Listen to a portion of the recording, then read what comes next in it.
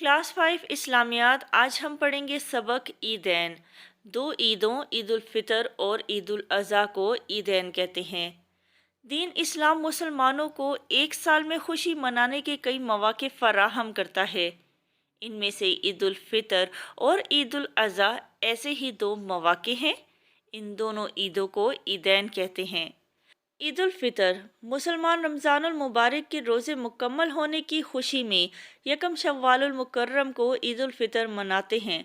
रमज़ान के महीने में रोज़े रखे जाते हैं और रमज़ान का महीना मुकम्मल होते ही यकम शव्वाल को ईद उल फितर मनाई जाती है। ईद उल फितर रमज़ानुल मुबारक के रोज़ों का इनाम होता है। नमाज ईद से कबल मुसलमान फितराना अदा करते हैं और फितराना गरीबों को दिया जाता है ताकि वो भी ईद की खुशियों में शरीक हो सकें। ईद उल फितर के मौके पर कुछ गल्ला या रकम बतौर सदका गरीबों को दी जाती है, इसे फितराना कहते हैं। यकम रमज़ानुल मुबारक यानी पहले रोज़े से ईद की नमाज से पहले तक किसी भी वक्त फितराना अदा किया जा सकता है। इसकी वजह से गरीब, मस्कीन और नादिर लोग भी ईद की खुशियों में शरीक हो जाते हैं। फरमाने मुस्तफ़ा ख़ातमुन नबीयीन सल्लल्लाहु अलैहि वसल्लम है। नबी अकरम सल्लल्लाहु अलैहि वसल्लम ने ईद उल फितर और ईद उल अज़हा के मौके पर रोज़ा रखने से मना फरमाया है, यानी ईद के दिन रोज़ा रखने से मना फरमाया है। रोज़े ईद उल फितर से पहले होते हैं या रोज़ा ईद के बाद रखा जा सकता है, लेकिन ईद के दिन रोज़ा रखने से मना फरमाया है। ईद उल अज़हा ईद उल अज़हा को ईद कुर्बान भी कहते हैं, यानी कुर्बानी की ईद। ये ईद 10 ज़ुल्हज्जा को मनाई जाती है। ये ईद इस अजीम वाक़े की याद में मनाई जाती है जब हज़रत इब्राहीम अलैहिस्सलाम अपने बेटे हज़रत इस्माईल अलैहिस्सलाम को अल्लाह ताला के हुक्म से कुर्बान करने के लिए तैयार हो गए थे। आप अलैहिस्सलाम अपने प्यारे बेटे हज़रत इस्माईल अलैहिस्सलाम को अल्लाह ताला के हुक्म से अल्लाह ताला की राह में कुर्बान करने के लिए तैयार हो गए थे। अल्लाह ताला ने इनके खलूस को, इनकी नीयत को कबूल फरमाया और जन्नत से एक मेंढा भेजा। ठीक है, मेंढा कहते हैं दुम्बे को, जो हज़रत इस्माईल अलैहिस्सलाम की जगह कुर्बान किया गया। मुसलमान ईद उल अज़हा के दिन जानवर कुर्बान करके हज़रत इब्राहीम अलैहिस्सलाम की सुन्नत पर अमल करते हैं। कुर्बानी करना हमारे प्यारे नबी ख़ातमुन नबीयीन सल्लल्लाहु अलैहि वसल्लम की भी सुन्नत है। कुर्बानी बेहद अजर व सवाब वाला अमल है।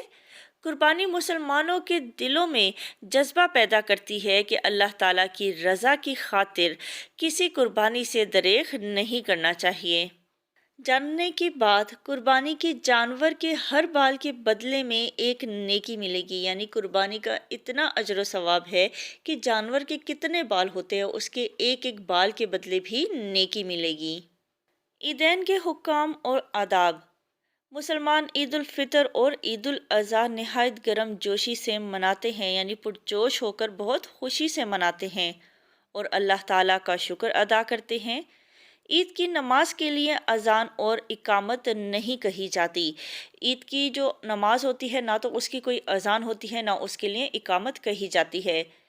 ईद के दिन सूरज निकलने के थोड़ी देर बाद मुसलमान ईदगाह में जमा होते हैं और 2 रकत नमाज अदा करते हैं।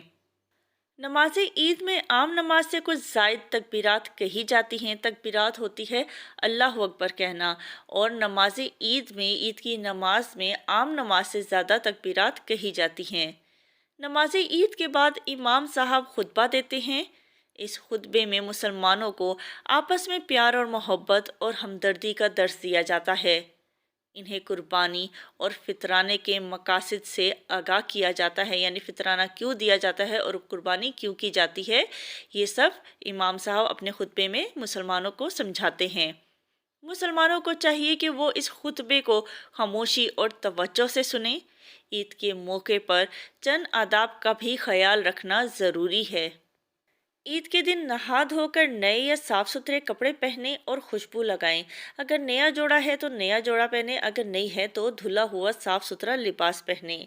ईद उल फितर के दिन ईदगाह जाने से पहले मीठी चीज़ खाना, जबकि ईद उल अज़हा के दिन कुछ खाए बगैर जाना सुन्नत है। आप सल्लल्लाहु अलैहि वसल्लम की सुन्नत है कि ईद उल फितर के दिन ईदगाह जाने से पहले मीठी चीज़ खाया करते थे, जबकि ईद उल अज़हा के दिन कुछ खाए बगैर जाया करते थे। نماز عید کے لیے جاتے ہوئے اور واپس گھر لوٹتے ہوئے الگ الگ راستہ اختیار کرنا سنت ہے۔ یعنی عید کی نماز پہ جاتے ہوئے آپ نے جو راستہ اختیار کیا ہے، واپس لوٹتے ہوئے آپ دوسرا راستہ اختیار کریں، اور اگر ایک ہی راستہ ہے تو جاتے ہوئے آپ دائیں جانب سے چلے جائیں اور واپس آتے ہوئے آپ بائیں جانب سے واپس آ جائیں۔ عیدگاہ کی طرف جاتے ہوئے اور واپس آتے ہوئے بلند آواز سے تکبیرات پڑھنی چاہیے۔ یہاں پر عید کی تکبیرات دی گئی ہیں۔ ان تہواروں کے علاوہ مسلمان میلاد النبی صلی اللہ علیہ وآلہ وسلم مذہبی جوش و خروش اور عقیدت اور احترام سے مناتے ہیں۔ عیدین کے معاشرتی فوائد: مسلمان ایک دوسرے کی خوشیوں میں شریک ہوتے ہیں، معاشرے میں بھائی چارے اور غمخواری کا جذبہ پیدا ہوتا ہے، اپنے غریب بہن بھائیوں کو خوشیوں میں شریک کیا جاتا ہے، ان کی مدد کی جاتی ہے۔ عیدین غریبوں اور مسکینوں کی امداد کا بھی ذریعہ ہوتا ہے، اس میں فطرانہ عطا کیا جاتا ہے اور قربانی کی عید پر گوشت بانٹا جاتا ہے۔ عید کے خطبے میں لوگوں کو مختلف دینی مسائل کی تعلیم دی جاتی ہے اور ان کی معاشرتی اصلاح کی جاتی ہے۔ دین اسلام عیدین کے موقع پر نمود و نمائش اور اسراف سے پرہیز کا درس دیتا ہے۔ یعنی اچھا پہنیں اور اچھا کھائیں پیئیں، لیکن نمائش نہ کریں اور فضول خرچی نہ کریں۔ ہمیں چاہیے کہ ہم عیدین کو اللہ تعالیٰ اور اس کے پیارے نبی صلی اللہ علیہ وآلہ وسلم کے حکام کے مطابق منائیں اور مستحق لوگوں کو بھی اپنی خوشیوں میں شریک کریں۔ سبق ہم نے پڑھا، اب اس کی مشق کرتے ہیں۔ درست بیان پر ٹک کا نشان لگائیں۔ نمبر 1، عید الفطر منائی جاتی ہے یکم شوال المکرم کو۔ نمبر 2، عید الاضحیٰ منائی جاتی ہے 10 ذی الحجہ کو۔ نمبر 3، اپنے بیٹے کو اللہ تعالیٰ کے لیے قربان کرنے پر تیار ہو گئے۔ کون تیار ہو گئے؟ حضرت ابراہیم علیہ السلام۔ نمبر 4، عید کی نماز میں باجماعت نماز ادا کی جاتی ہے، 2 رکعت نماز ادا کی جاتی ہے۔ نمبر 5، عیدگاہ کی طرف جاتے ہوئے پڑھی جاتی ہیں۔ کیا پڑھی جاتی ہیں؟ تکبیرات پڑھی جاتی ہیں۔ سوال نمبر 2، خالی جگہ پر کریں۔ الف، دین اسلام نے مسلمانوں کو ایک سال میں ڈیش منانے کے کئی مواقع فراہم کیے ہیں۔ خوشی۔ ب، عید الفطر رمضان المبارک کے روزوں کا ڈیش ہے، انعام ہے۔ جیم، عید کے لیے ڈیش نہیں دی جاتی، عید کے لیے اذان نہیں دی جاتی۔ دال، عید کے خطبے کو ڈیش سے سننا چاہیے، خاموشی اور توجہ سے سننا چاہیے۔ ہے، قربانی کے جانور کے ڈیش کے بدلے میں ایک نیکی ملے گی، قربانی کے جانور کے ہر بال کے بدلے میں ایک نیکی ملے گی۔ مختصر سوالات۔ سوال نمبر 1، عیدین سے کیا مراد ہے؟ جواب ہے، عیدین سے مراد عید الفطر اور عید الاضحیٰ ہیں۔ سوال نمبر 2، فطرانہ کسے کہتے ہیں؟ جواب ہے، عید الفطر کے موقع پر کچھ غلہ یا رقم بطور صدقہ غریبوں کو دی جاتی ہے، اسے فطرانہ کہتے ہیں۔ سوال نمبر 3، عیدین کے موقع پر ہمیں غربا اور مساکین کے ساتھ کیسے پیش آنا چاہیے؟